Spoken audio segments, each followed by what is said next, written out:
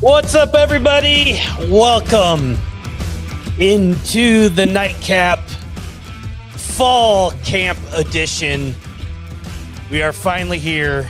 Day one of the football season is upon us. Finally. It always feels like it takes forever to get here, but then once August hits and we're like, fuck. Fall camp starts here. and then you go to sleep, and next week you wake up and it's December and you're like, shit. Yeah.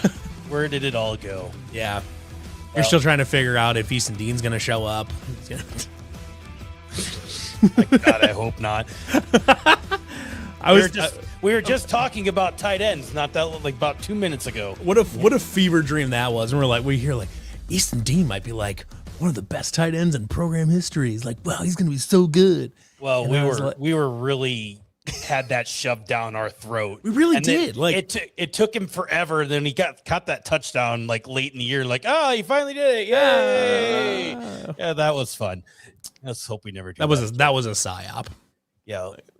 Well, again, anyways, this is the Nightcap presented by the Iowa Distilling Company.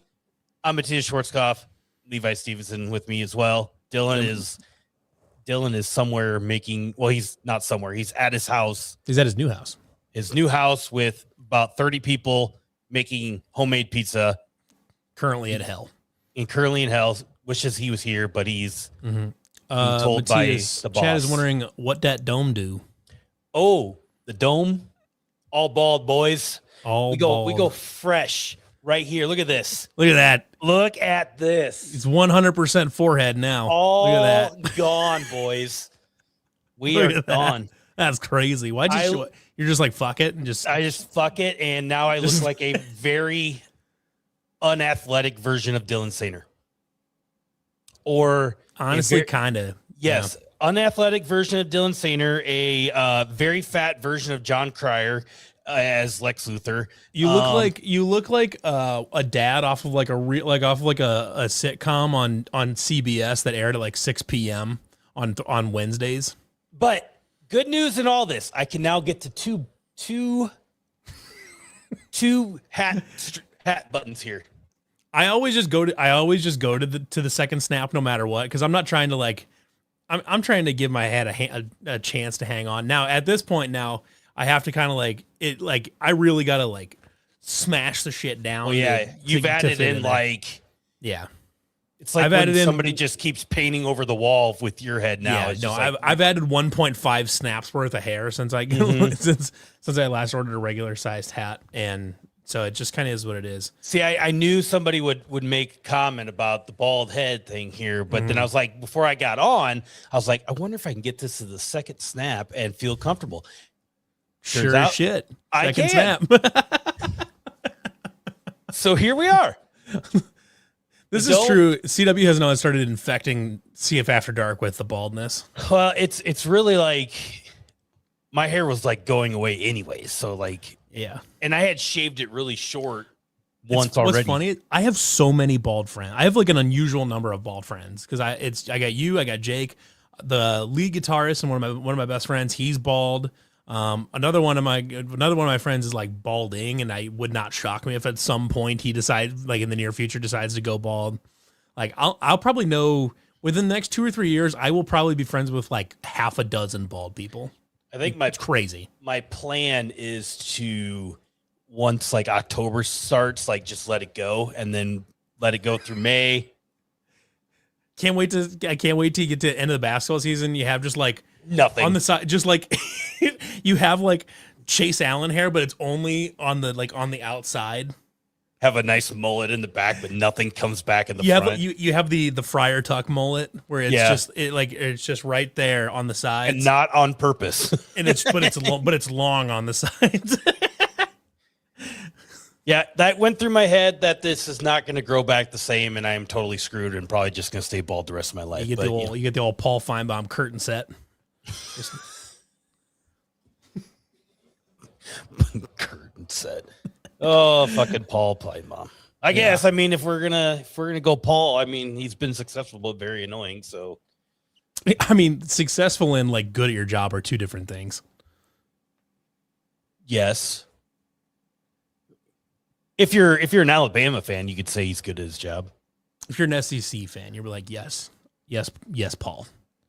Shout out to him being live on the air when the guy came in and said he killed the trees on Amani Toomer's corner or on Toomer's corner. Amani Toomer's corner.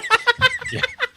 I mean, does Amani Toomer know that he has a corner in Auburn? Yes, he does now. He does now. Where did Amani Toomer go to college? Now I'm curious. I don't know, but that was a very random add-on to that. It was a really weird thing to throw in there. He went to Michigan. Okay, well, complete opposite.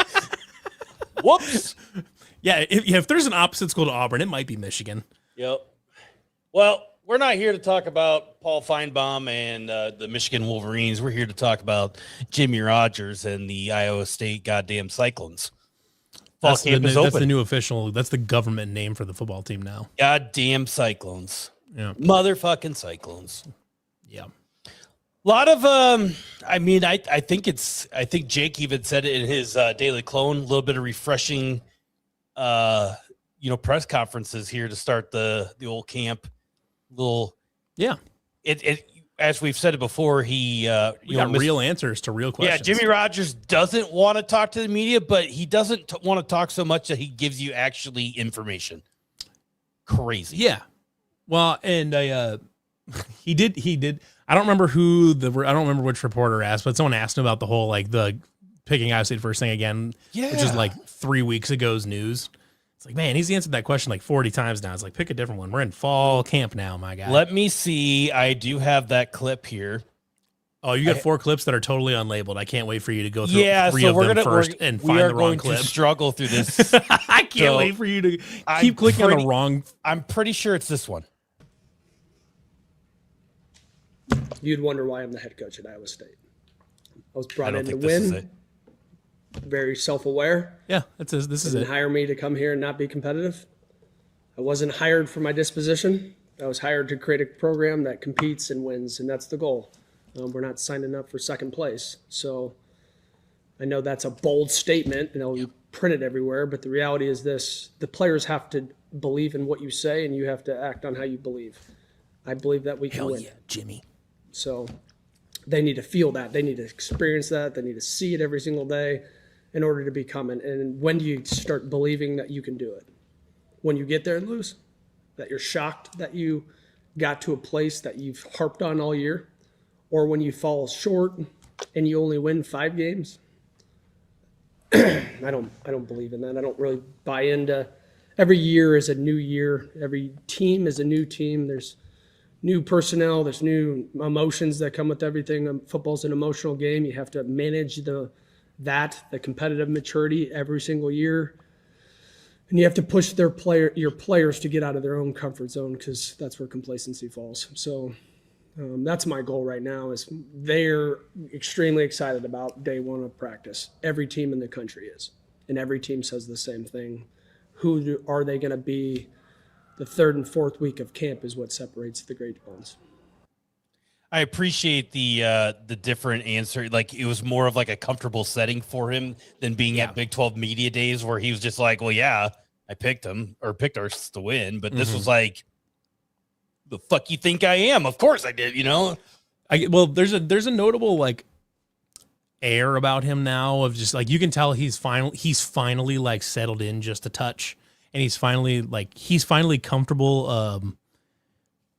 He's finally comfortable talking to the media now because I don't blame him for being really tight for the first few months because it's he can't. I mean, the circumstances were totally out of his control, but the way it all happened and the transition was awkward. And like I said, not his fault at all. But he doesn't want to be the guy that comes in and starts saying crazy shit right away while the fan base is still trying to figure out what the hell just happened. Yeah. And, and not only that, but he's got to come in and day one, he's got to start to replace 80 players. So, he was probably burnt out all to shit by the time you get to the February 1, he's burnt out entirely. And he's he needs a vacation type of thing. And so I don't blame him one bit because of the circumstances for being kind of tight and just being clearly like just I really can't stand talking to the media type of thing, being that way for a few months. I totally get it. But now that he's like, they've gone through the summer, they've gotten to actually like play Coach some a team. football. He's got to coach the team, not just deal with like transfer bullshit, but he's got to actually be a football coach for a little while now.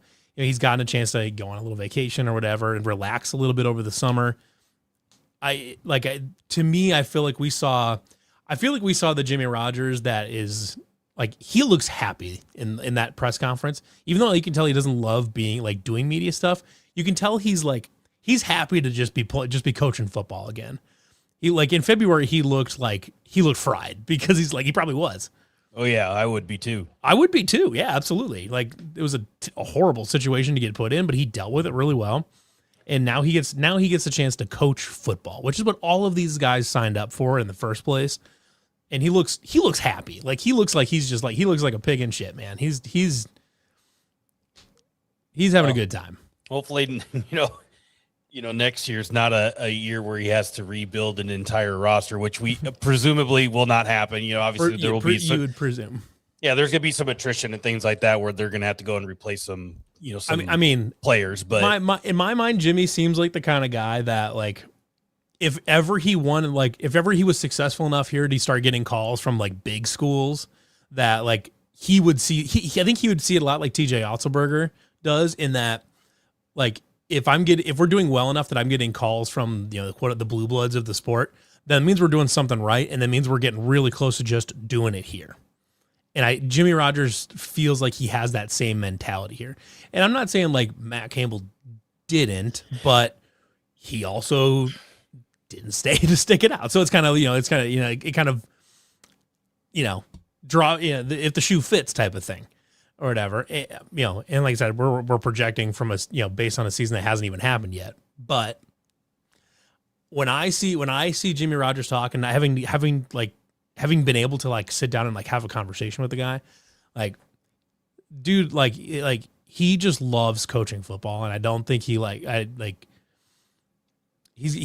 because of the 1 year, the here 1 year, then moving on right away thing. He got like, there was a really weird perception created about him, especially by people outside of the program, outside of the Iowa State sphere, from everybody else looking in. They saw was 6-6 at Washington State and then bolted. Like, they saw that and then just decided to create this narrative about who Jimmy is as a person or what kind of coach he is, just based on like whatever perception they had based on some prior evidence of some other coach. They think that because of that unique situation for him, that all of a sudden he's like Lane Kiffin, just jumping job to job just because he's bored or something. Like that perception was based on effectively nothing. It was created. The perception was based on the actions of other coaches that are not Jimmy Rogers. Yeah. And which sucks, but I mean, clearly it didn't. Like, he even said in the interview a couple weeks ago, is like that doesn't, like, that narrative doesn't, like, he doesn't care about that, which I applaud. Well, I mean, you really can't blame him either for jumping out of Washington State. I mean, don't get me wrong. The whole Pullman thing, like, the fan base is great. They're good people, all that stuff. Yeah, and they got screwed. But like, we've had our experiences with the Washington State, people and stuff like that, and they've had success, under Mike Leach, and have had success before Mike Leach and stuff like that. But yeah, they are in the Pac-12 remnants of basically what it's not the same anymore, and I mean, and they're like rebuilding, obviously, but and like Jimmy's even said that like Iowa State has a budget of an NIL budget of that's like 6 to 8 times more than what Washington State had. And he was talking today about, I don't know if you have the clip or not, but he was talking about all the different resources he has available here from like a sports nutrition and sports science. I do. You got that clip? That is the. It's a great clip from him. I'm pretty sure this is the one I just good insight. I just added it in here. It was one of the things that did stick out from the press conference for me was. Oh yeah, for sure, absolutely. And the whole starting with the goal line, that to me was kind of like, what the heck, obviously there's some method to the madness. They are starting with goal line offense and goal line defense on day one of camp. Like, that's just crazy to me. But then you go back, you listen as he talks further into the press conference. He talks about how the guys are already, they understand the scheme and now it's just getting all the new guys that came in for fall camp, up to speed and stuff like that. So usually you think it's the other way around where we're starting with scheme a little bit more, but it was good to hear that they like understand the scheme, and then they can they're that much further into the year one of the Jimmy Rogers era. But I'm pretty sure this is the clip here. And this is what Cycle Fanatic has here, or what Jake got today here. So we'll play it. The sports science thing here at Iowa State, the amount of knowledge and intel that we get on the player's body, I've never had access to what we have access to here. And then having a strength staff that's really well equipped to be able to handle the numbers and handle the player load, and that has been new. And so we've kind of changed the way we install. Like today was red zone and goal line. I've never started with red zone and goal line. It's really to, decrease the amount of soft tissue injuries and creating the players from having to elongate and be at full capacity, full speed, just with the anxiety of fall camp and trying to go. I mean, the coaches are the same, but we didn't put them in position to get hurt or risk those things because they never got to full capacity. Where they were getting to full capacity is through transitions, which is more like a sprint than anything, but it's obviously not competing for a deep ball or. So there's going to be some bumps and bruises. There's going to be guys that have some injuries through camp. That's part of it when you're trying to create something that's really competitive, and we're going to do our best to limit those things. I would say that maybe more than anything is how we've segmented practice and how we've thought out ahead as far as the amount of player load and the length of practice. I've been under one system for a long time, and so it's hard for me to look at a practice script and on day one and be like, this is all we're doing. I have to fight myself on that. Yeah, Redbird, you are 100% right. It's the catapult system. Yeah, catapult systems that which at this point for Iowa State is kind of old news. They've had them. They've had them for a decade. Like they've had them for a long time. And I guess what that really stuck out to me was the you go and talk about, and I wish Dylan was here. He'd probably echo this a little bit too. But when you think of red zone practices in camp, and you talk like to NFL reporters and listen to NFL reporters and the coaches when they talk about their red zone practices, it's probably the most physical practice that they will have in all of camp because they're trying to set the tempo and find out who their guys really are at the goal line, because that's where you're going to, it's where the men are men and the boys are boys at the goal line when you're trying to push in from the 1 yard line. So when he's saying red zone too, it's like, it's not always at the 1 yard line, things like that. So they're just working on short yardage things and stuff like that. But and obviously not in full pads today, but it was just kind of intriguing to hear that they started with red zone. And he even said it himself that he's never started with red zone on day one of camp. And I thought that was it was interesting. And I would be curious to see what day two would be like, what they're going to work on next. You know what I'm going to tell you, Matthias? I know you like play golf here and there, but like, have you ever had golf lessons? No. So a lot of times, putting. If you were, what are we starting with putting, or where are you going with this? You're in the neighborhood. So okay. A lot of times if you talk to like a golf teacher, they will tell you, and there's tons of like books and stuff like that, but they'll tell you that like if you're warming up to play golf, especially like competitively, I mean, if you're just going out to drink beer with your friends, who gives a shit? But like. If you're warming up to try to like really put together like a good round for your really get after it, generally speaking, the accepted like kind of best way to get warmed up is you start around the green. You start with your short game. You start with putting. You start with approach shots, things like you start with chipping around the green, things like that. And it's specifically chipping because that the stroke that you use for chipping is just the beginning of your normal swing. And by starting small and then working your way up through the short irons and then you finally finish up with the long irons and the driver and all that stuff. That's the best way to get started. And when this feels like another situation in which Jimmy Rogers is doing something that is not the accepted practice. But when you look at it and you just look at it from an unbiased, high altitude view of it, it kind of makes perfect sense because if you're talking red zone, especially you're talking short fields, you're talking quick throws, you're talking like needing to have the run blocking down, like you're really, especially in the red zone, you're very much relying on fundamentals in the red zone more than in the middle of the field. You're relying on fundamentals because you don't have as much space to work. So when you start with red zone football and you start at the goal line, you have to work in tight spaces. You have to rely on the basic foundations of what you need to do your job. Right. And then you expand out into the middle of the field where you still need that stuff, but then you have more freedom to be more creative out in the open field. It kind of makes perfect sense in that you start small, you start basic, and then build from there as you warm up, rather than start with wide open shit that's like, generally speaking, pretty easy to navigate, and then save situational stuff for another practice or like whatever. Like red zone is where you make your money, man. That is where the W's are earned is in the red zone. And both offensively and defensively. Why would you not prioritize that? It may not be as weird as I think it is either, because that's why I think it'd be nice to have like Dylan here just to get like the perspective of him being in an Iowa State camp and then also through an NFL camp too. But you know, typically you look at an NFL camp and those are a lot more open to media and fan coverage than what we're. And you can fans can go. You can go to it, so you'll know what they're running anyways. So like it'd be curious to see if like Dylan ever in his time at Iowa State started, you know, within the first week of camp at the red zone, or what they're really going to, because we did talk about it a little bit before. Like it wasn't so much like installs and stuff like that, you know, they had a lot of that down anyways, and it sounds like these guys do too, which is great.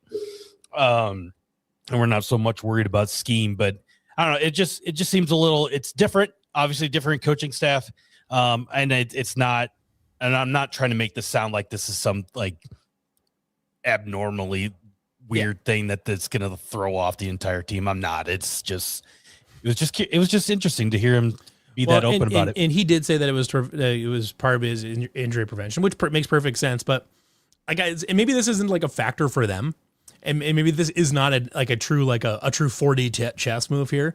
But I think there are football reasons beyond the injury thing that like this kind of makes sense.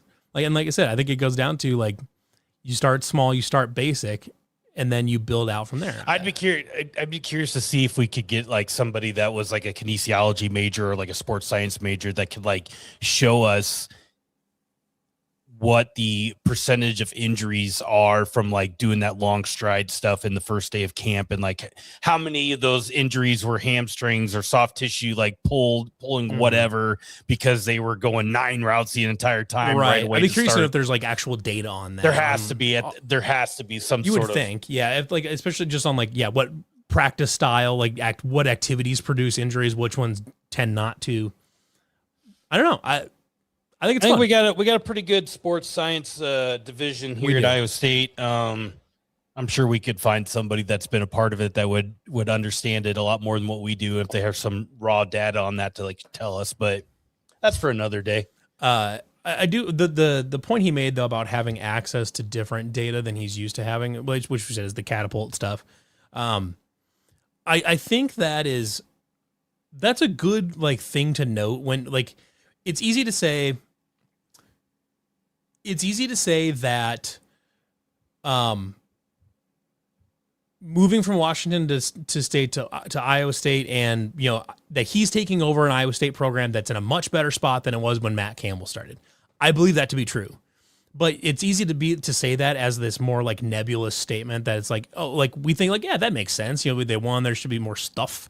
But like this kind of thing demonstrates the strides that Iowa State has taken to improve their own infrastructure internally, and it also demonstrates that stuff pays off when you're playing, you know, in comparison to other programs that just don't have that available to them. I know if you talk to like an Iowa fan, they think we're like little sisters of the poor and we're like we don't have anything going on, but it's like Iowa State has elite facilities, like not just good for our size of school program, not just like good for the Big 12 or anything. Like Iowa State has like nationally competitive facilities. That Stark Performance Center is incredible. And like they have facilities to compete with like the best of the best. I don't think people understand that the infrastructure they have available there is really top of the line. And Jimmy is working with not only just like literally just dollars and cents, a much bigger pool of money than he had at Washington State, but he's just got stuff to make his players better that he did not have available to him at any of his prior stops. And that is the thing I think a lot of people are missing, is that he did what he did at Washington State, 6-6 season with he nearly took out 3 other playoff teams, two actual playoff teams, almost a third almost playoff team. And he did that with nothing. with nothing. I mean, think about it. The resource gap between Ole Miss and Washington State is there's a pretty decent gap resource gap between Ole Miss and Iowa State or whatever. As far as just NIL dollars available to them. If the new House thing passed, wherever it goes up to 48 million or whatever the number is, Ole Miss will be at that pretty much immediately or whatever. Iowa State will not. They probably will have a number twice as big as Iowa State. The gap between Ole Miss and Washington State is gargantuan. And they still took them to the wire and should have won that game. You could probably, I'd have to look, but it would not shock me at all if James Madison has a bigger budget than Washington State does. Virginia absolutely does. Yeah, with some of the playoff money and stuff that James Madison has. Playoff money and James Madison, I believe, has kind of a wealthier alumni base. Jordan, I will. I want to talk about this. Okay, so I think we've talked about this quite a bit too. And if you look actually at some of the players that Jimmy Rogers was really successful at keeping, were a lot of those guys on the defensive line. And this isn't, if you go back to the Matt Campbell days, there was talk forever of them switching back to the 4-man front. It's not that we didn't have the personnel to do it. We did. And obviously this coaching staff thinks that some of those guys can play in it because they wouldn't have worked so hard to keep them. But it's not so much, that we didn't have the guys. These guys could play it. And, I think the 4-man front's going to be a lot better. It's just that you got to remember, it's not just a 4-man front either. It's the 4-2-5. Yeah. Versus when Paul Rhodes was here, it was a standard 4-3. 4-3. And they were up against the absolute pinnacle of high flying Big 12 air raid football. We just didn't switch because we got so good at it and it worked. Yeah. The personnel part of that is a thing, but that is not the primary reason. They switched it because that system was better at stopping air raid offenses. It just is. And we got really good at it. And at a certain point it becomes why would you change? Even at the very end when we were all it might be time to start moving to something else because the Big 12 had gotten so run heavy. They were still decent enough. You were still good even with that, even with that scheme. So the personnel part of it is it was a factor, especially back then when you were taking over, one, a not very talented team, and two, a team built on an old school 4-3 that has 3-3-5 linebackers that are kind of big and slow, but also you had too many defensive linemen that weren't very good. So at a certain point it became let's just lean into, we have good players in the secondary and we don't have it on the defensive line right now. But right now Iowa State can out recruit that Iowa State tenfold. And you'll probably have some rough moments with some of these defensive linemen just because they're young. Yeah. I shouldn't say they're not talented because I think a lot of those guys were highly regarded. But then obviously, you got Bobby that is coming over from Washington State, played very well in this whole thing.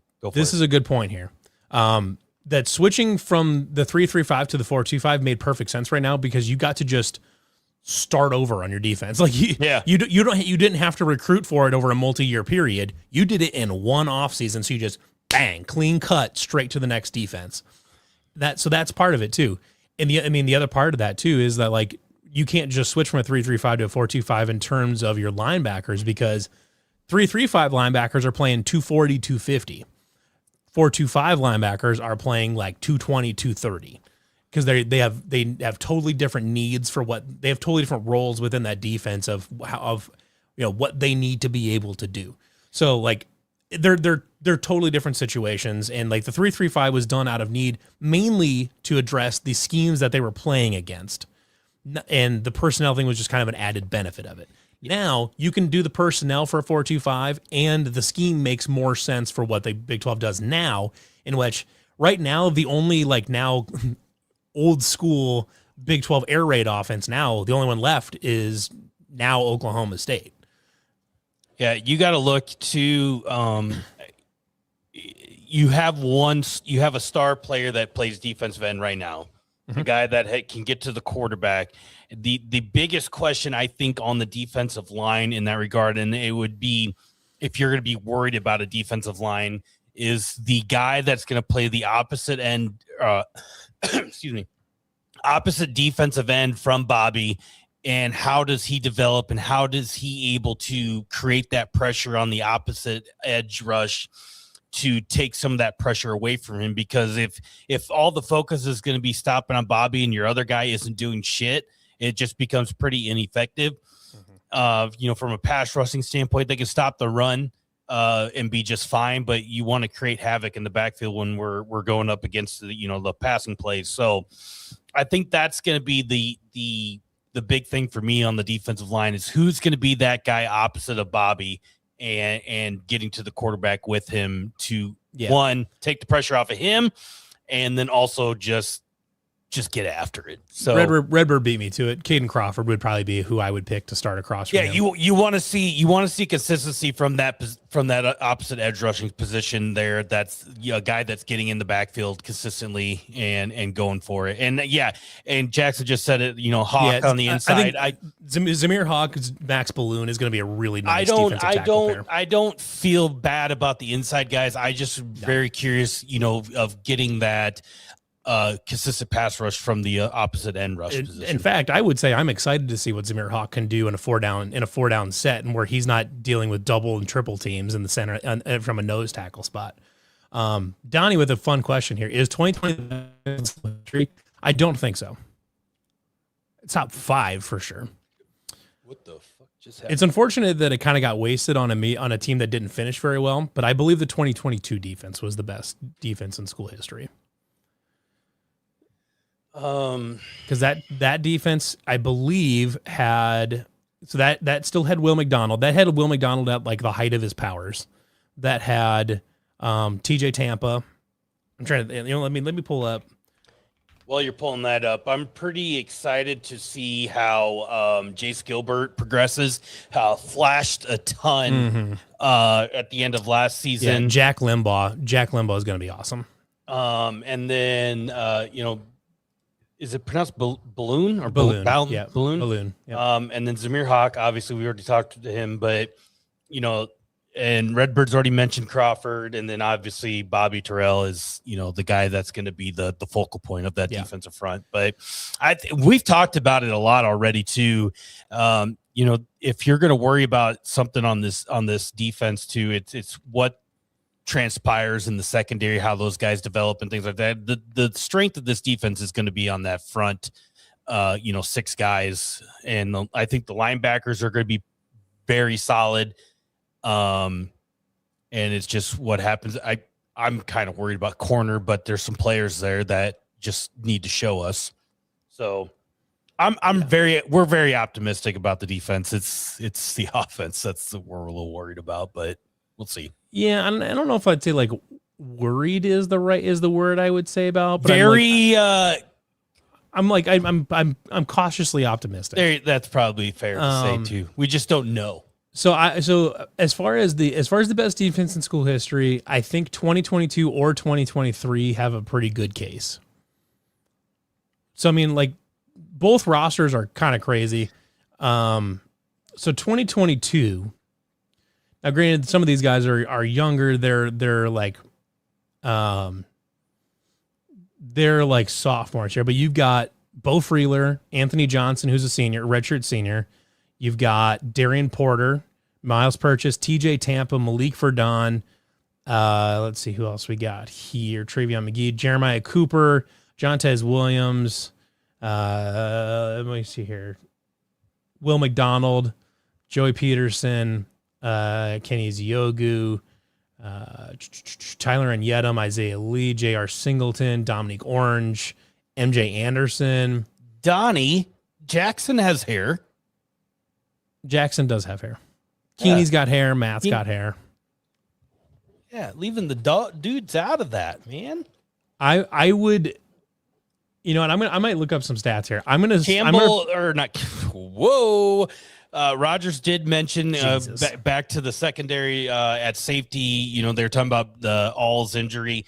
Micah Harper, Drew Surges, Xavier Martinez, Brody Miller, and Demarius Russell all have taken strides, going into fall camp. So he did single them out when you're looking at that. And then on the offensive side of the ball, he was mentioning the tight ends a bit. You know, some of these are the two spots that he was talking about will rotate guys quite a bit, and then that tight end, Christian Greenlaw, Drake DeBon, and Luke Gaylor, I don't know how you say it, but those were mentioned quite a bit on guys that are taking strides there on the tight end position as well. So a lot of guys that will be rotating, going into the first game there. And then he also said, obviously, tight end, defensive line, and running back groups are the ones that need some work a little bit. Which we could all agree the running back room probably does need some work. Yeah, well, they need to get healthy too. I mean, like you need River Peppers to get healthy at some point. I'm very, very curious to see what we hear about Caleb Francois. I think he kind of got lost in the shuffle a little bit with all the transfers and everything like that. And he wasn't here in the spring. Yep. But he's the highest rated recruit of the class. Yep. For a reason. And he was committed as a Campbell recruit. Stuck around to be a Jimmy Rogers recruit. That goes into one of our next clips of the 5-year eligibility that the best players are going to play. So here's Jimmy Rogers on that. Look at me go. Intellectual knowledge of the game. Most of the time, unfortunately, you can make practice as much as you possibly can like a game. There's nothing like a game. There's nothing like the nerves. There's nothing like the you could try to rep all these special situations. They have to know it and go execute it in a short amount of time, and the coaches have to do the same thing as well. So we'll work those things through practice to try to prepare ourselves to be the best team that we can be. And if there's young guys out there, there's going to be some common error that shows up. Hopefully it just doesn't come from a place of anxiety or technique errors or things that they can control. I would rather it fall on me than fall it on things that maybe they lack confidence at, even though that they repped it 3,000 times.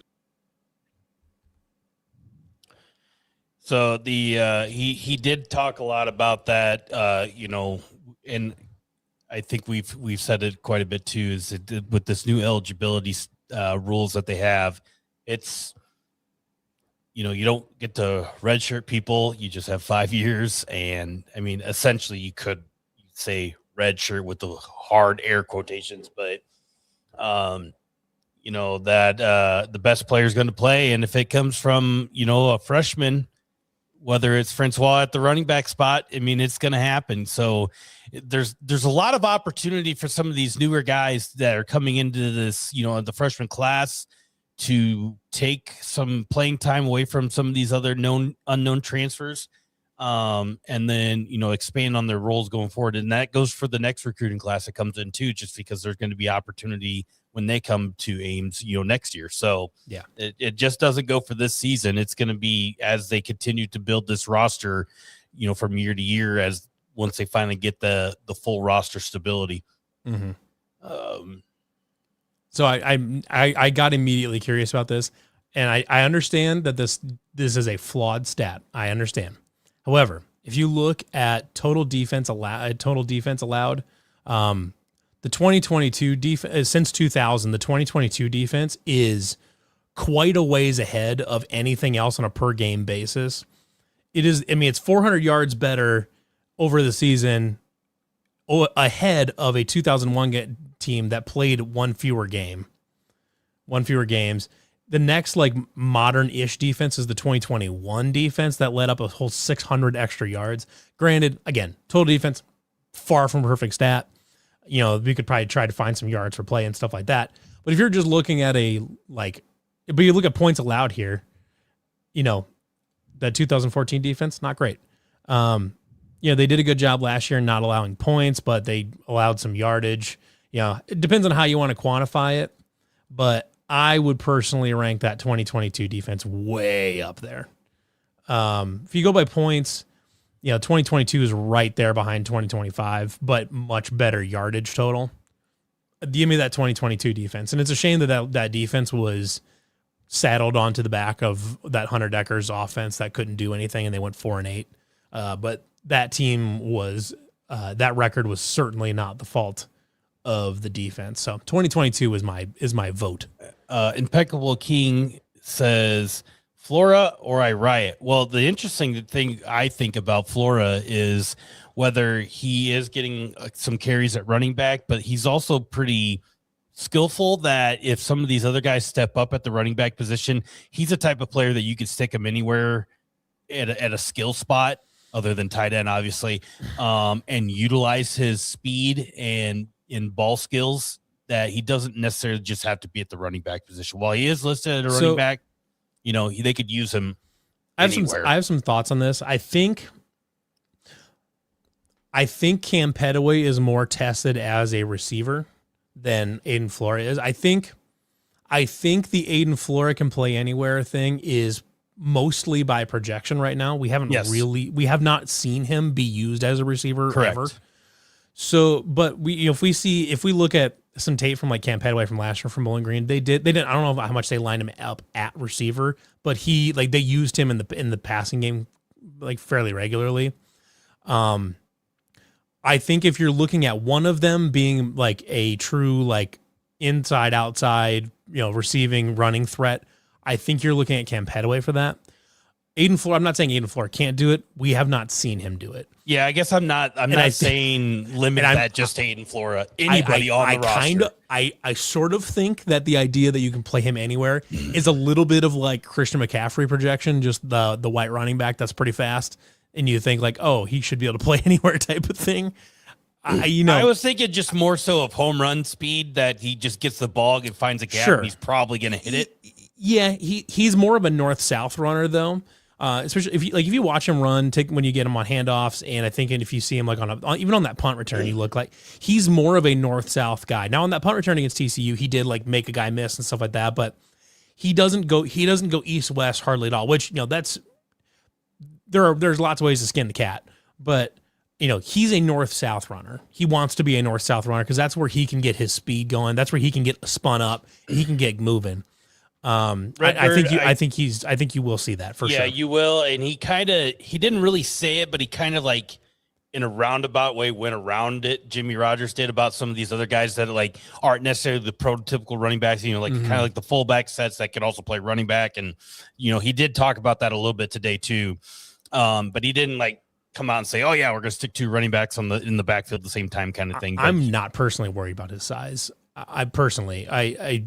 I mean, you don't have to be Breece Hall to be durable. Breece Hall is kind of an alien as far as being like 6'2", 230 and still fast. Like there's a reason that he was the first pick of the second round, probably should have been a first round pick in the NFL draft. I mean, like there's a reason that when he was like a rookie before the injury and all that stuff, that he was like a top 5 back in the NFL. There's a reason for that. I am personally I'm not concerned about Flora physically. Like if you're playing at this level and you're in contention to be a starting running back, you're not at the, were you concerned about Deuce Vaughn's durability? No, you weren't. Because Deuce Vaughn was really good at just not finding a hole. He was really good at just doing his job, and like that's just part of it. Like, I mean, Impeccable King's comment here is so funny. Whoop. He pissed me off. He looked like he was jogging. Because he was his legs were so big. His stride is huge. Like, I mean, that's the thing. Like, I can assure you that Breece Hall was not like half-ass. He was not sandbagging it. No, he's just a big boy. He's just a big guy. Yeah, like I said, I'm not worried about Flora's like durability just based on his size. Yeah, I mean, running backs get bumps and bruises and like they get banged up. But I think the running back position too. While he didn't really say it by committee today, I think you'll probably fall that depending how some of these other guys progress in camp and stuff like that. But Yeah. there are some names on that depth chart that have gotten some carries in some games. And obviously, Flora, we haven't seen him do it a ton, but, they got him there for a reason. But, the days of the workhorse running back are pretty much over. And running back by committee is going to be pretty popular, especially if River Peppers gets healthy enough to play in game one, which, no, he won't. Whether he will or not, I doubt it. But I mean, they're talking about him just doing individual workouts today. Yeah, he's a lot of it. Yeah, and Arnold Barnes from Tulane, he's obviously there. But he's a bigger guy, goal but he's line back. Yeah, a guy that can take some carries when needed to. So there's some names there, but you're going to see a lot of people lining up in the backfield this year, and that's just the way it's going to have to be, just because of some of the injuries and some of the turnover that we did have at the running back spot. So, wide receiver will be the same thing. You'll see a lot of guys being floated in there and back out. And it's, we're not going to have that bona fide number one receiver that we have had in the past. And it's going to be a lot of things. We're going to find out who's who real quick. Yeah, I would agree. And so I think people it's like much to find more important to have that stability on the offensive line. You can change guys in and out at wide receiver, running back all you want. I don't care. Just don't be moving the offensive line after game one. I think people like to find reasons to be worried about stuff. And I think it's just the level of the unknown for this team. Yeah, I don't think they will overuse him. You've got enough running back, especially with Cam Petaway. You can use Barnes from Tulane to eat up some of those the high contact carries, the goal line type stuff, short yardage goal line type stuff. You have a running back in the room that's 225, 230. He's a big kid. You're gonna have role specific stuff here. Yeah, he's built like a brick shit house. If they need to have a guy that's just gonna lower his head and just plow through something, they're gonna put Barnes in. They're not gonna put Petaway and Flory in positions in which they are physically disadvantaged, because they know they need to keep them healthy. Yeah, you're going to see a lot of variations of stuff here. It's a moving bus here that we're just finding people to have seats. Yeah, I'll tell you, because of all this, all the possibilities with this type of stuff, I can tell you that I have not been this excited for a football season in some time. Just in terms of just wanting to see a product. It's all upside. Anything good that happens is hell yes, this thing's awesome. You get to enjoy all of the good stuff without worrying about anything. It doesn't matter. You get to just have fun. When was the last time we got to have fun as a football fan base? The last time we should have had fun was when we went to the Big 12 championship game with half a roster because fun. Yeah, we had to go with half a roster because everyone was playing on a broken leg, and then turns out that was not a fun time. This wasn't fun. What do they say on Remember the Titans? Zero fun, sir. Yeah, zero fun, sir. And then the last time we went to the Big 12 championship game, nobody could go to it. Even the most fun things that the things that should have been the most fun for Iowa State fans turned out to be not as fun as they should have been. You get to experience a football season from scratch, and you get to see it just be a thing. You get to just see it grow. Good or bad, whether or not, here we go. Oh, no. See, now, granted, you have to understand, people have to understand who I am as a person too, where I'm a sicko that loves just starting new stuff.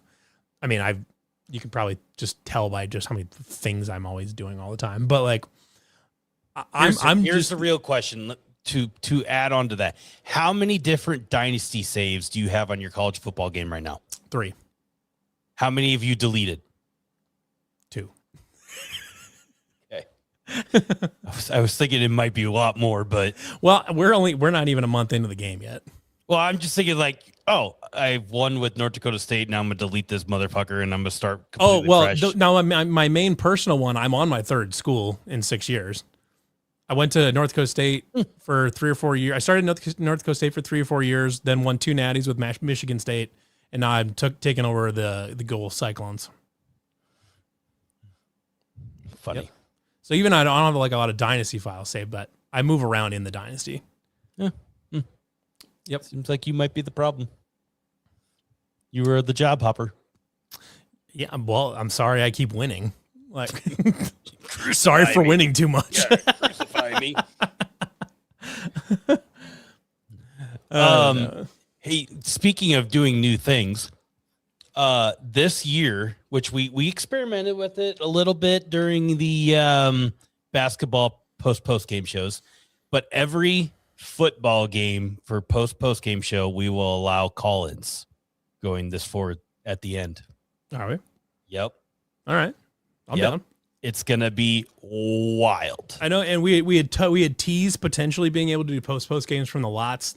It's not gonna happen. Yeah, with me at the controls for most of these post game shows, We're fucked. But also it's gonna get off the rails real fast. Yeah, especially if we're calling in. I'll definitely I'll probably call into most of them just while we're like on the way home or something like that.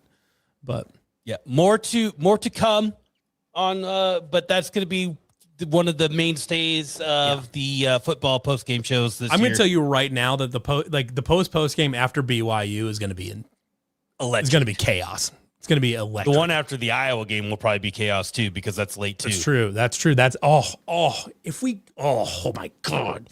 Speaking of coming, we should say thank you to our sponsors down at the Iowa Distilling Company down in Cumming, Iowa. They've been awesome for us so far.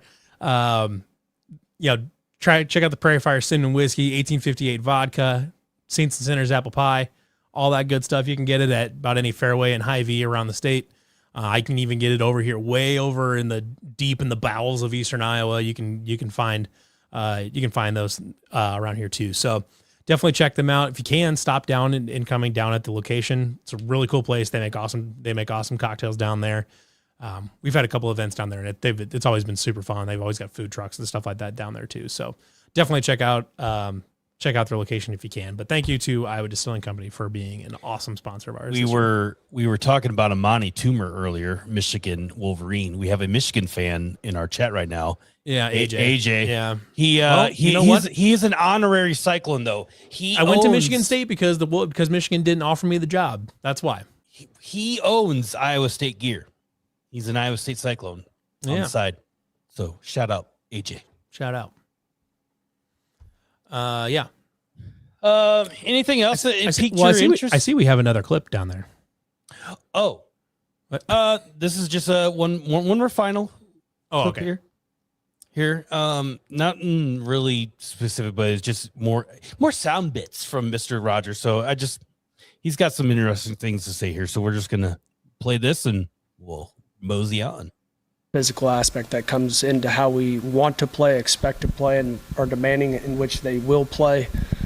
They have to be able to handle that load. There's a lot that goes to it, though. That was quite short. Yeah, I think I was. It is much longer when I was testing it out earlier. So we're gonna redo this. Myself in the player's shoes, and nothing matters unless they believe in it. And so you have to have a player type mindset of what will they take on, and then there's the things that they don't like to do, but I know that they need to do it. And so, I mean, I've said it before, that they are going to have to suffer through hard times to become the team that they want to be. This isn't for everybody. You have to be tough when you come here, and you got to be willing to push through some things that are extremely challenging and almost more mentally draining than they are physically, because we've been hammering the scheme into their head. And then there's the physical aspect that comes into how we want to play, expect to play, and are demanding in which they will play. They have to be able to handle that load. There's a lot that goes to it, though. I think this is you just mentioned about being excited about having something. Put myself in the play. Get the hell out of here. What the fuck are we doing? Get out of here, Jimmy.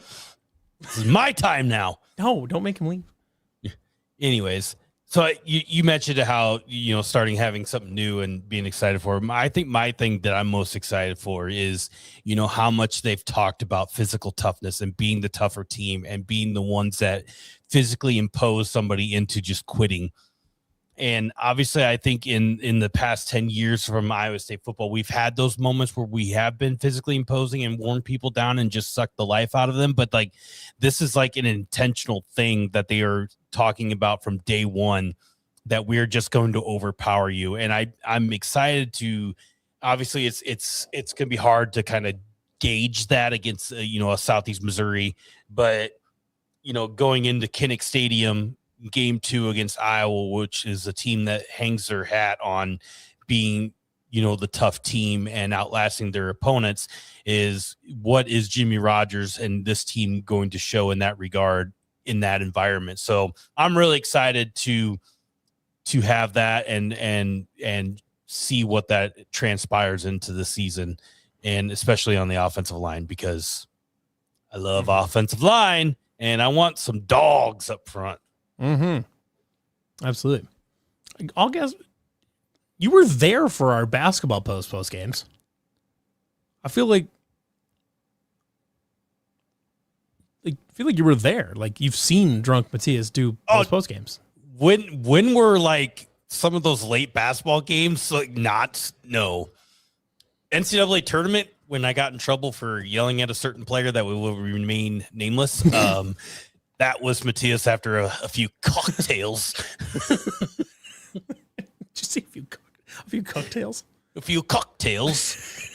Oh, you were trying a British accent or something? The little cocktails. Ah, yeah. Okay. No, it was. Yeah, that BYU game, I already could tell you that gonna be rough. I wouldn't BYU if I would say wins either of those. Buckle the fuck up. Was the Tom post game after the Arizona game that went to like 1 a.m. in the morning? Yeah, that was good shit. I had a good time. We didn't even the first one we ever did, that West Virginia one, we didn't even start till like 11:30, and we went till like 2 in the morning. We went like late. Don't worry, all gas, no breaks. There'll be shit-faced Matthias Sosa It's all gas, no breakfast. Yeah, whatever. Thus the pancakes. Take his breakfast and shove it. Just kidding. I love you. Tom's still sitting on the curb down in Kansas Actually, City. he's sitting on a curb in Omaha. In Omaha now. Yeah, he lives in Omaha now. Yeah. Like, I would imagine if we beat Iowa or BYU, Matthias and I may both be in a similar state to what Tom was after Arizona. Because you got to remember, I live in Eastern Iowa, so like I might just like go down to the bar in town here and just start talking shit. Live stream it me, watch me get punched in the fucking face. What's the bar in Cascade that they always talk about when Colin Corner Ray tap. pitch? Yeah, corner tap. The corner tap room, yeah.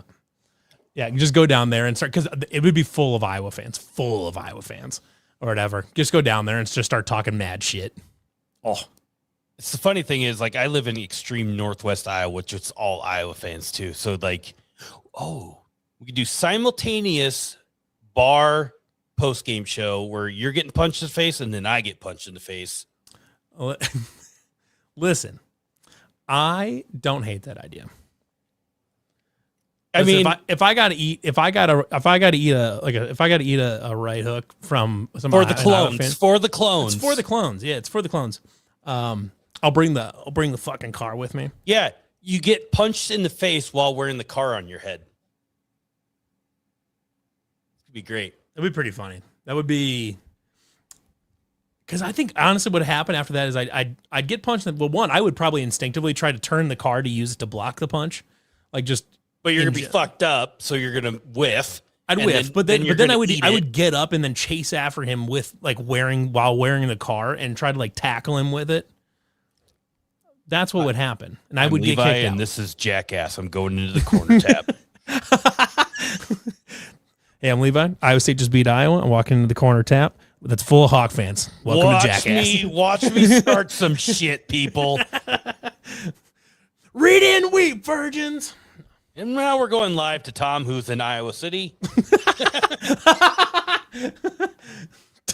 Tom just catches one of them, just guy walking past. Yeah, this is Tom from working with CF After Dark here live in Iowa City on the ground, and boom. Now actually on the ground. Yeah. But anyway, so that's the plan for post games. Fastly approaching too. Yeah. Yeah, we wanted to do the post game, but if you ever hear or see of Learfield, just give him the mental bird whenever you can. Learfield sucks. Oh, I was like, what are you talking about for a second? I clicked. Learfield will not let us broadcast our own show from in the Iowa State lots since they control like the media rights to the area. It's deeply stupid. Yeah, so Levi will either be short term on the way home from home games in the car, and I don't know who else will be on with me, but we'll figure it out.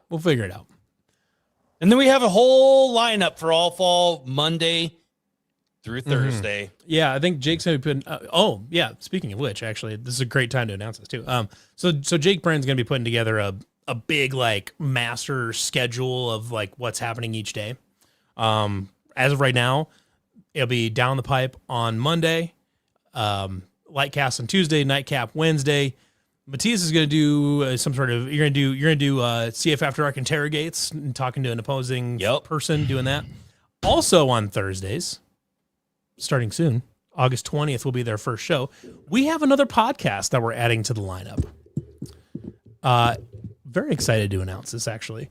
For those who are not aware or were not previously aware, our group, CF After Dark / previously WRNL, we have a pretty proud history of a pretty proud internship program. The alums of which include Aiden Wyatt, Jake Brenn, Dylan Kuhn, David Braga, Nigel Dyson, a few other people around the area as well. Who all coincidentally have real jobs in media where we do not. That is correct. And even though Jake Brenn refuses to do his job, he is nonetheless not a graduate of, but a current member of the CF After Dark internship program.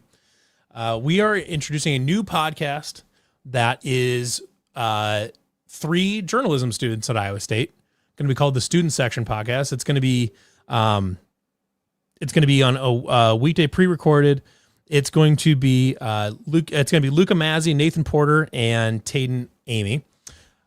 Luca is an incoming freshman to Iowa State, an incoming journalism student to Iowa State. He's from the Bay Area, so he previously did some work covering Stanford for SI. Yep. But now he's going to be doing that. And then we've got Nathan Porter, who's currently an intern at KCCI as well. I believe he's a junior in the journalism program. And Tate and Amy is also a journalism student at Iowa State.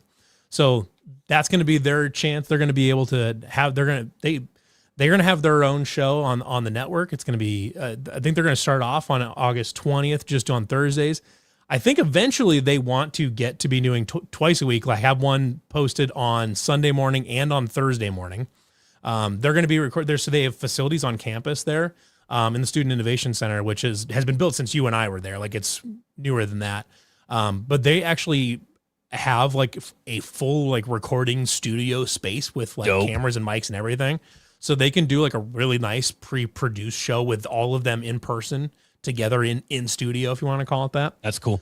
Yeah, so it's cool. So they're going to be doing that. It's going to start off. It won't be a live show to start off with. They're going to be it's going to be pre-recorded and uploaded, just like like the Sunday show for Williams and Bloom and stuff like that. Couple reasons for that. One, I want to give because we feel like we would have to figure out the live streaming thing as far as doing it in that studio. Two, more importantly, is I want to give them the chance to refine their process a little bit, be able to have multiple takes and stuff if they want, be able to edit things, learn how to do thumbnails and all, YouTube thumbnails and all that stuff. I want them to be able to learn the process and be able to take this thing on and make it their own right away, and go through that whole learning process before they get into doing something like this, where they're talking in front of a big, they're talking in front of an audience live and dealing with like live comments and all that stuff. That's another thing that I want them to be able to grow into versus just starting out with that right away. They 100% do great credit hours. We have actually done. I don't know for sure if they have one, are gonna do one for themselves, but in the past, yes. Like I believe Aiden Wyatt got actual credit hours at Iowa State for that internship. Yep. So, couple parts of this. Like I said, the first show will be on August 20th.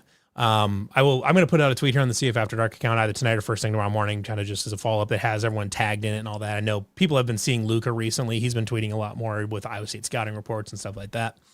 The other part of this is because I want everyone to make sure that they remember these guys are brand new to this. I mean, Luca has his own YouTube channel where he does some stuff. Nathan's at KCCI, so they have like some experience being in front of a camera. But this will be their first time really taking on a project of their own. They came up with the name. They're coming up with their own structure, how they're going to do it. Like this, I truly am. Like I told them, I was like, I'm here to answer any questions you guys want. If you have any question to ask anybody, you can ask anybody at CF After Dark, and they will help you out. But this is your guys' show. You're going to come up with the name. You're going to come up with the content. You guys are going to come up with your own segments. They're going to do hopefully do like a rehearsal thing or whatever, where they can kind of just get used to talking to each other and stuff like that. So what that does mean, though, is if you watch that show, be nice. Be nice. Or you have to naked wrestle me. Or you got to naked wrestle Matthias in the garage right look at now. That. I mean, his head's already naked. Imagine what the rest of that looks like. I am a physical specimen that will take you all down. And the little Tykes car will be used as a weapon. We don't drink Fireball in the nightcap. We drink Prairie Fire Cinnamon Whiskey from Iowa Distilling Company. Hell yeah, brother. Their show will obviously not be sponsored by Iowa Distilling Company, because we're not going to have students that are underage promoting an alcohol company. What? Why? But so like I said, I absolutely tune in. We'll make sure to promote it that when the show is like out and everything like that, and everybody can watch it. But Austin, watch I'm not it, enjoy wrestling it, you in the shower. And if you guys are watching it and you see something like, hey, maybe this didn't sound quite right or whatever it is, give like the constructive criticism will be awesome for them. Engage in the comments, all that stuff. If you're like, make sure it's constructive criticism. I don't want to scare these guys off. We don't need the criticism that you give Levi and I. That's correct. We know how to handle that. You guys are assholes. Yes, I cry every night. But anyways, yes, I like Matthias and I have gotten enough fit over the years. You kind of learn to deal with it. But these guys are new. I want to make sure that they get good constructive criticisms like that. So be nice, but enjoy it. I think those guys are really knowledgeable. Yeah, they all got to start Benjamin, somewhere. I am working on this. Depending on where you are in Illinois, I am currently sort of working on this with Kyle a little bit, because if you are in like northwest Illinois, like closer to like Galena and stuff like that, you may be familiar with the liquor store. Yeah, where you at in Illinois there, Benjamin? You may be familiar with Vans in East Dubuque, which is a very like massive alcohol distributor place in the area. I'm trying to convince Kyle to try to get his stuff in there. But anyways, so student section, that will be starting off on Thursday, August 20th. They'll just do Thursdays until the season starts. And then I think their plan is to try to do Sunday morning and Thursdays. It should be a great time. Those guys are really knowledgeable. They're young. Give them a chance. Let them learn. I got one confirmed guest for CF After Dark interrogates already. I got a SEMO guy working on that. You got a SEMO guy, really? I have a located. Now, whether we can get the schedule to, they do exist.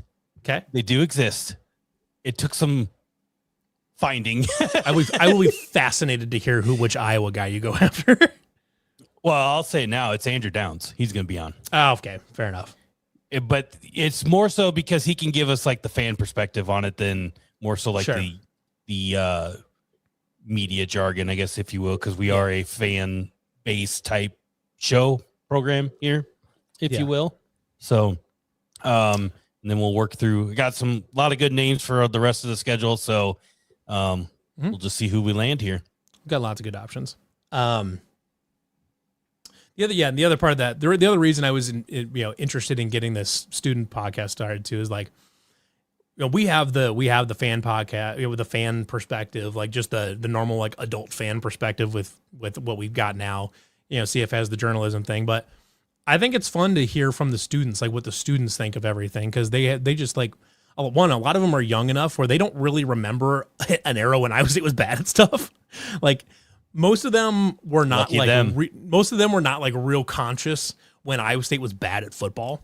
Like most of them, all of their memories of Iowa State football are Matt Campbell era stuff. So they only know good football.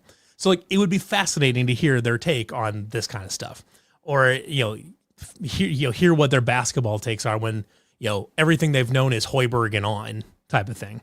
They weren't there for the McDermott era or anything like that, or they weren't really like conscious for it.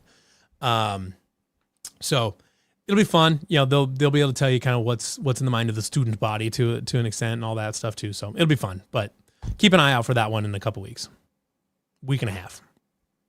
Yeah, it's crazy. 2.5 weeks? I don't know. Oh, 2 weeks from tomorrow. Yeah. Yeah. There you go. 2 weeks from tomorrow is when the first episode will be up. So really excited for them. That'll be a good time. Lots of good stuff coming this fall. We're going to be busy bees. Busy bees. And we don't have to write previews. Shout out. Yep. The interrogates is taking place of me writing something now. Thank God. Mm-hmm. And also, people have asked about hype tapes. Unsure. Yeah, now that we're like connected to Cycling Fanatic, I need to figure harder. out. It's the logistics of that are a little different because when we were just doing it before, we were just doing free Nobody shit. gave a shit. Didn't really give a shit. I didn't give a shit if the SID liked me or not. But now we have to kind of watch it. So that's another factor with that. I've in our Discord, someone had asked about the old media guides that we used to do. Maybe. The tricky part with those is we don't currently have we don't have the written content because what the media guides used to be, basically, we had a fun cover that I either myself or another guy had helped design. And then we took all of our written content for the week and we put that in the media guide. So it was one basically comprehensive preview of the game. It was just all the content that we had done throughout the week. So we don't have that right now. I know we are currently working on having like a page on like within Cycling Fanatic as far as just a place to post videos and stuff like that. If we do any satire articles, those will be posted like to the Twitter account as like Twitter articles for right now, just to keep them totally separate from Cycling Fanatic until we do one and we find out what happens type of thing. But for right now, what it would be basically is you'd have like a digital newsletter that has the fun cover on it. And then it would be just like all of the YouTube videos for the week, just all in one place, which, theoretically is fine. That's, not the worst idea. We don't write good no more. We just don't write much anymore. So we'll explore that idea. I'd be interested in maybe just doing like a fun cover each week, just like a fun media guide cover each week that I can do. But, we'll see. We're still kind of in the mode right now where we're just trying to figure out exactly what we have like time and capacity to do. Cause we're doing more pods now than we have like ever done. Yeah. This is our first football season on the new, our new realm here. Obviously, we went through basketball season last year. We were flying by the seat of our pants and had a great time doing that. But obviously, football is the big hitter on content and more clicks on football usually. So it's gonna also be figuring out what the hell we're gonna be doing at the same time. We have an idea. Yeah, well, whether we execute the idea or not, we don't know. Yeah, so we're still. To an extent, we're still kind of figuring it out because we've only done all of this stuff one time or not at all yet. But as we kind of get things locked down a little bit, maybe we can figure out like what, what's working, what's not, what that, that kind of thing. Once you get into a routine, that it's a little bit easier to do that stuff. And, right now I'm doing 3 pods a week, sometimes 4. And, today I did another stream of our College Football 27 Dynasty. So like, you guys already see my face a whole lot anyways. So, probably more than anybody else wants to, but, yeah, so still exploring other fun things to do, but right now just kind of working through what we got and getting that ironed out. For show.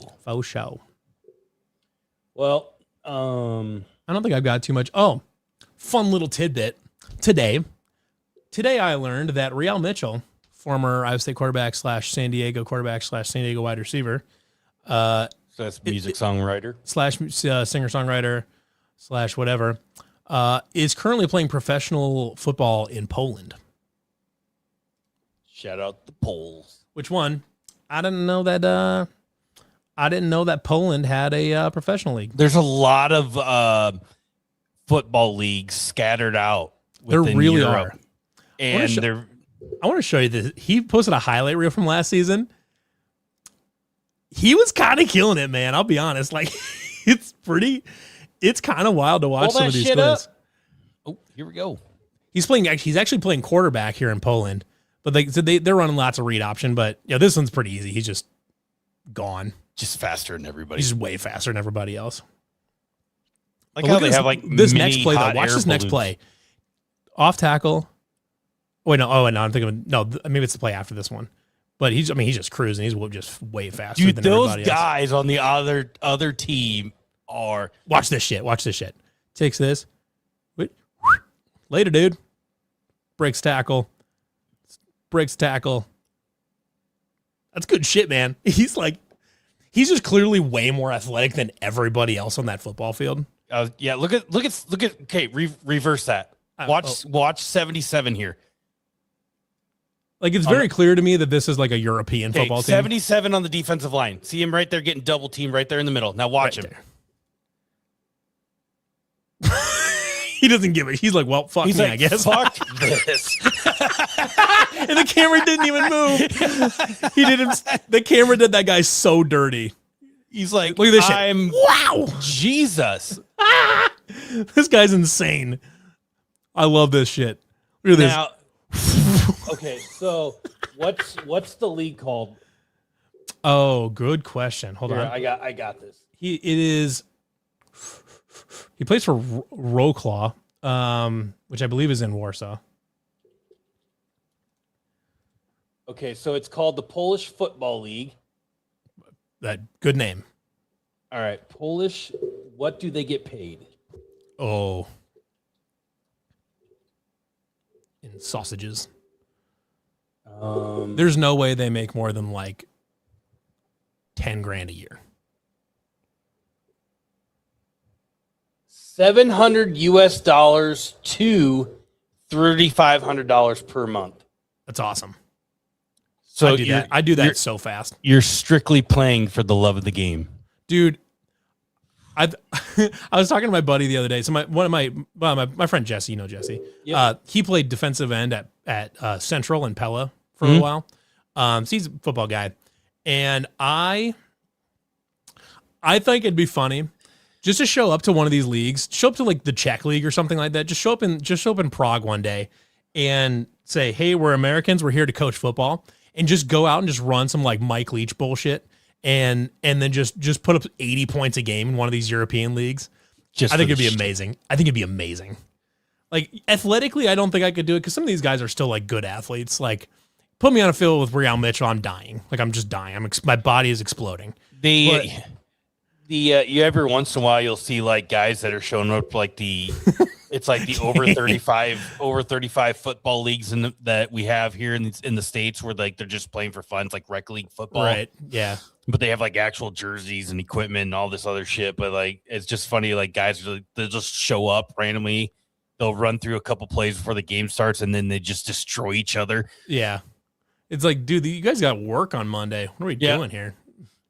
Like, these guys have to have like, when they get hurt, they have to like talk to their health insurance. Like they don't get free medical care from their team. Let them go though. Like a giant ass stadium with 12 people inside there. Better crowd than I would have thought of. I mean, you're getting a little money just like probably to live, but like you're getting a stipend for living expenses. That's just for the love of the game. But he gets to go. So he gets to go there, get paid to play football, and just look like 2004 Madden Michael Vick. Like that's what he gets to do all day. Look at this shit. Look at ball. Do you think like that could just like threw a fucking right? There is an NFL scout in some of these games somewhere, just looking, just because there has to be. Love the camera through the soccer net. That's the bet. That's the best. Like, look at this. Like, we're in the middle of this is just outside the local park. Yeah, like this is the best. If I had like an athletic ability to do something like this, I would do this so fast. Just go and rip up in a European league. Who gives a shit if you play in the NFL when you can go here and just look like a god in Poland? Let's see how much one of these football teams costs and buy one. Dot. Yeah. Oh, that guy's pretty quick too. Okay, what is that defense? Okay, that was the worst stunt I've ever seen in my life. I wasn't paying attention. I need to watch it again. Watch the inside interior defense. Are they ripping stunts here? Yes, watch. Look at this. This is the worst. Dude was standing there letting the earth rotate underneath him. He's like, should I go? Well, I don't know if it's actually a stunt or like I'm not convinced it's a stunt necessarily so much as it's just like he's on a spy. He might be on a spy. Well, like, if that was a spy, it wasn't very good either. He didn't do his job, but like he said, "Fuck that spy, I'm going," and got obliterated. I mean, it's fascinating to watch here.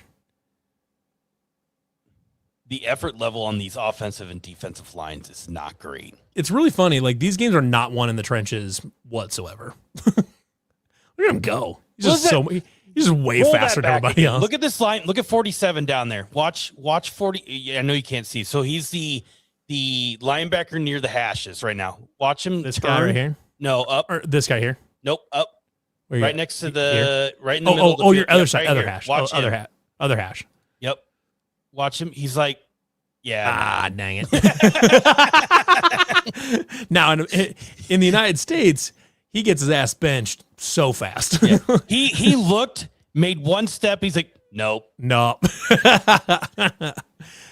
I mean, like Real Mitchell gets to go over there, get paid to look like an Avenger. And see, there he is again. It was 57 actually. Yeah. And he's even wearing the dark visor. Look at that guy down there.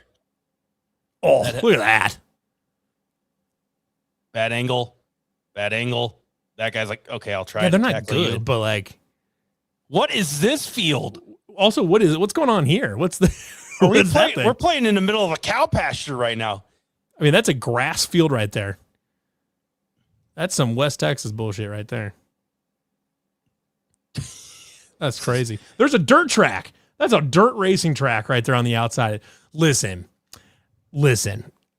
I'm telling you, what if we played a football game and then had open wheel racing or something like that on the outside here? Just ripped an IMC modified dirt track race. Yeah, like what if we had World of Outlaws around the outside of a football game?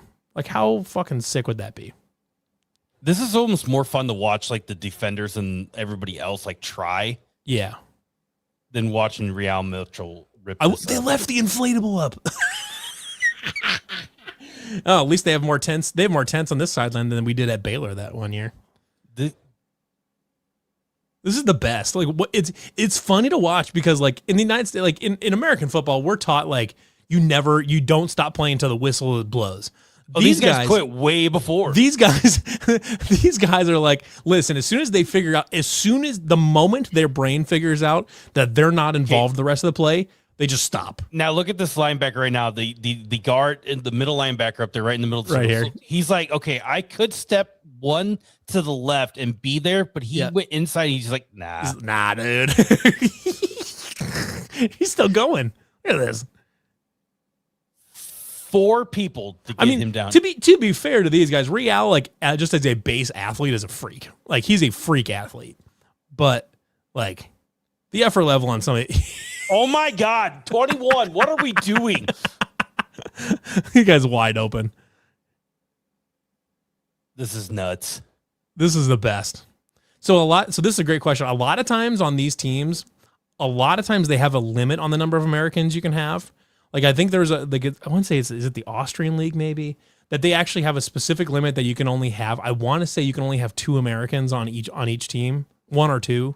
Like there is a limit on the number of Americans that you can have on these teams because we play the sport and nobody else does. Which is why I think it'd be hilarious to show up as like just 2 random guys and show up and just definitely still have a lot more football knowledge. That guy gave up right there. He didn't give a shit. Fuck this. Like, I can't cover him. This corner over here is killing me right here. Oh, launching it deep. Oh, I didn't mean to stop it. Wide open, man. There it is. Right in the cow pasture. I'm fascinated by what this flag is trying to do here. They have like half an American flag.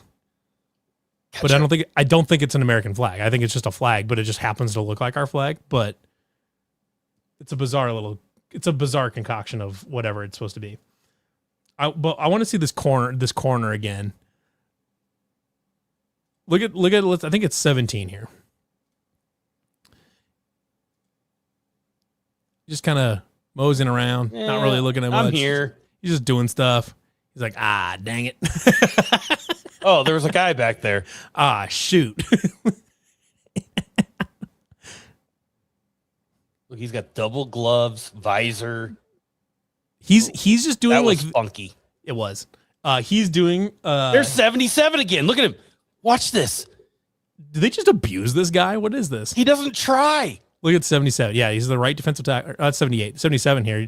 He doesn't give a shit. What was that? And there he is getting his ass kicked again. Who is this dude?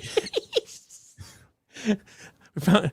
Oh my God, it's James Neal. He is driving me nuts. Would this be an FBS or F? Brother, this team would get smoked by this. Everything. This team would. This you team and I would kill this. This team would lose by 30 to Morningside. They're just not. When you got a defensive tackle like 77 out there giving half-ass effort, Jesus. I like it that like most of these highlights are against that team too, and they're just clowning 77 here.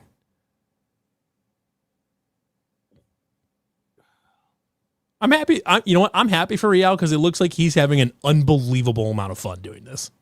Well, I would too. Okay, what's going on here? Okay, that was kind of weird.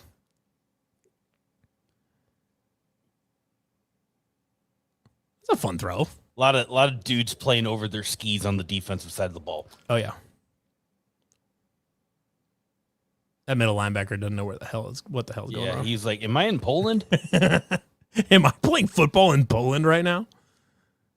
I feel sorry for anybody who's like listening to this on Spotify right now. This would be a nightmare as an audio. Turn only. it to video right now, and you'll exactly see what we are talking about. If you're listening to this on audio only, still you should have quit about 20 minutes ago because we've just been watching Real Mitchell tear up a Polish football league. Look at that! He's just so much faster than everybody else. It's just crazy. That's a good ball. Receiver actually kind of like almost misplayed that. Read option with him is just cheating. God, that guy he just dumped that guy inside and he's like, I'm fucked. Like right here, that safety back there, he's just like no, dang it. Oh my God. Oh, look at the other back safety back there though. Okay, look at this other safety back here that comes onto the backside over here.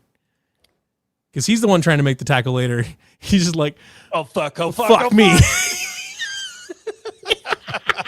He ends up just on his face. Oh, this is a better view of it right now. Oof. There's that jelly in them hips, though. That's like the same move that he did it against Louisiana Monroe. Go whoop right there. That's the same juke right there. So the answer to that comment from earlier is yes, he does still have that jelly in them hips. His offensive line does a decent job of sealing off everything. They really do. They actually do a pretty good job. Now, granted, it appears that nobody else gives a shit, but like, yeah, the defensive lines do not care against them. But yeah, that was fun. I'm happy for Real Mitchell. That looks like a great time. The specs on my bar, it's shaped like a U. How about that?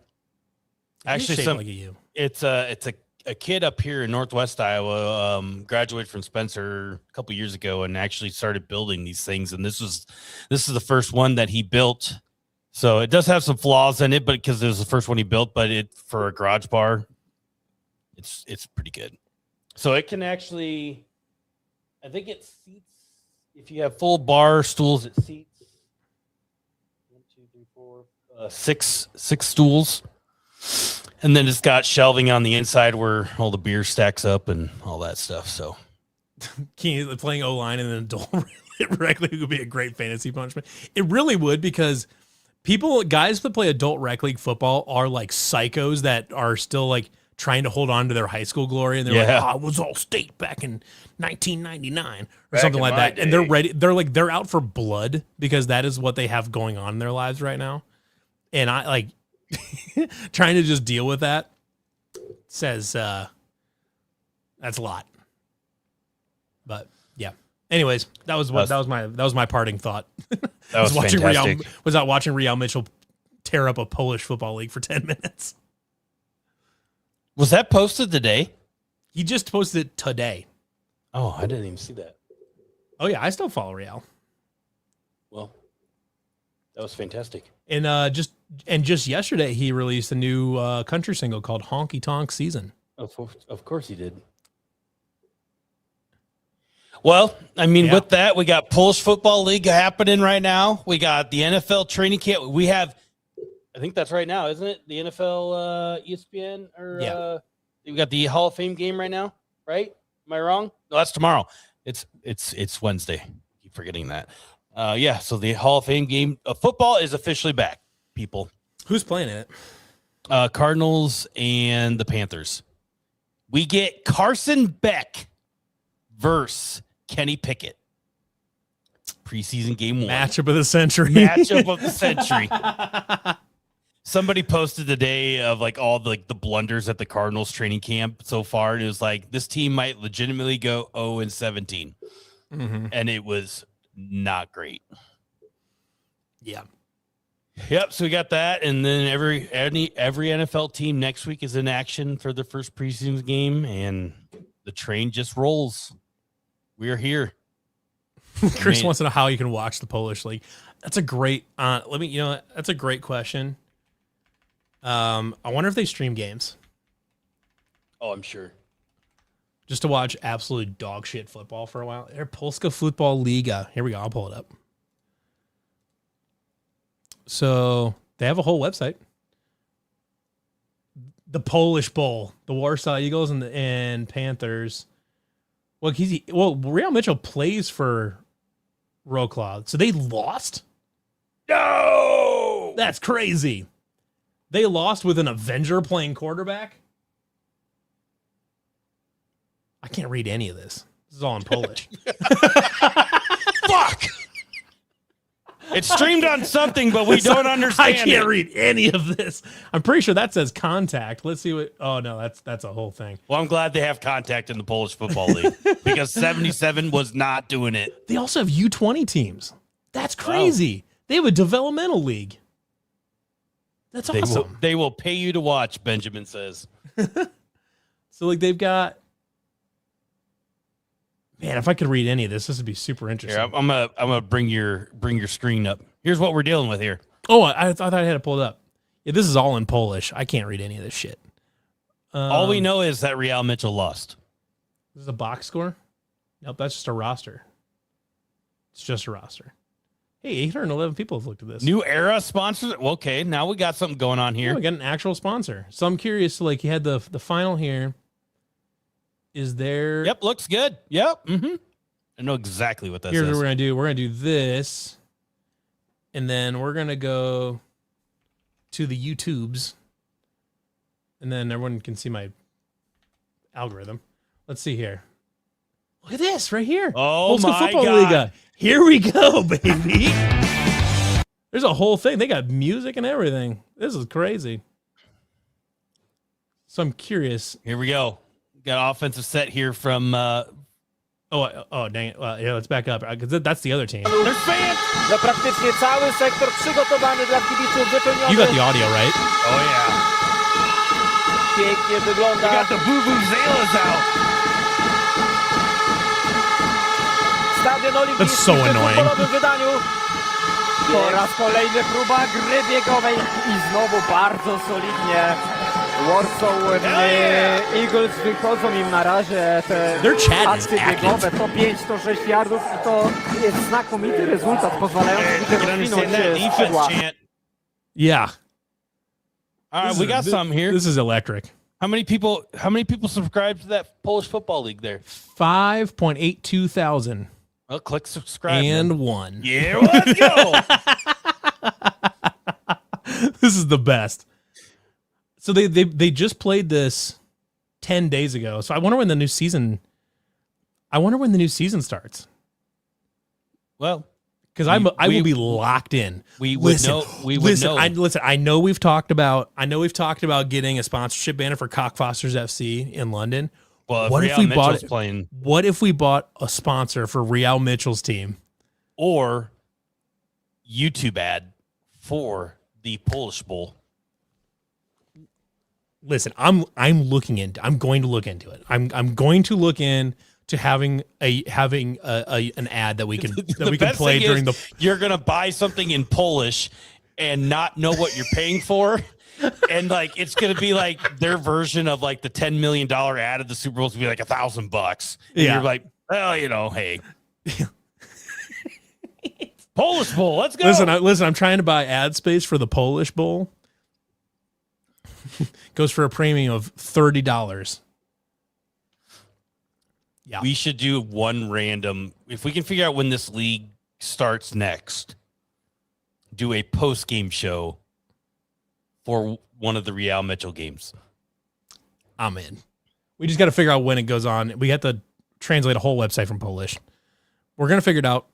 We'll live stream it, because if we put their game on a live stream, they'll get more viewers that way. Nobody's going to care. That's true. They're not going to come after us because they don't have lawyers, probably. Like what if we did we do a live stream, live reaction to that, and we could put the game on the screen because nobody's coming after us. Right. It's free advertising for them. Yeah, we're helping them. Oh my gosh, this is great. Like this, I would do that so fast. Watching Real Mitchell just tear it up in Warsaw. I wonder how many games they play. I don't know. We would know if we could read it. We would know if we could read Polish. We don't read good. No, not Polish. Austin says, Matthias, comment on the Cubs sweeping the Dodgers. Fuck them Dodgers. They're on a slump. We could get the Poland to Ames pipeline started for football. We scout Polish football players for Jimmy to recruit. Even better, we do a Cyclone Fanatic charter flight to Poland, go to a game, buy out a section, and just be the most obnoxious people ever.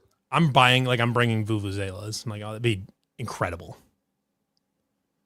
We're going to be the only people in that stadium that understands, other than the people playing, understand what's going on. I love the idea of watching an American football game in a different country. I love that idea.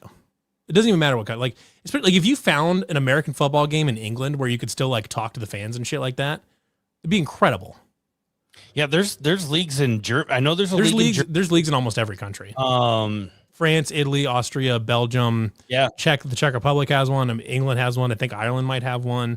Like there are American football leagues in almost every European country. What's that sport? I think the famous team that just won it's called the Celtic. What's Celtic? that? Yeah, Celtic. What's that? Are you talking about like rugby union? Well, it's kind of like rugby, but they bounce the ball, like they can dribble it on the grass. It's insanely popular in Ireland. Oh, Gaelic football. There you go. Yeah, Gaelic football. Yeah. I was like, what the hell are you talking about? That looks like the crowd in that game looked fantastic. Oh, that's a whole thing. Well, they play at the Aviva Stadium. Yeah, that we played at. That's what they play. That's what that stadium is for. Is Gaelic football. Yeah, that looked fun. Yeah. Oh, big time. Yeah. I'm down. Listen, I'm down to do a Real Mitchell Polish Bowl game. We just all show up in Iowa State gear, and he's like, "What the fuck? Excuse me? Who the fuck are these guys?" It'd be incredible. Oh, there we go. We do the Ironhead and Goon post-game show for the Polish Football League. And we can do it live from the stadium because we won't have Learfield stopping us. Correct. We can do that. We can find a Quaker Steak and Lube in Warsaw.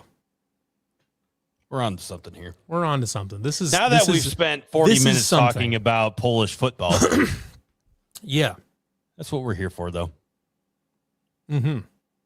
This is why we shouldn't have Dylan missing from a show, because he would have said we wrapped this up like 20 minutes ago. Yeah, he would have tried to get out of here a while ago. Yep.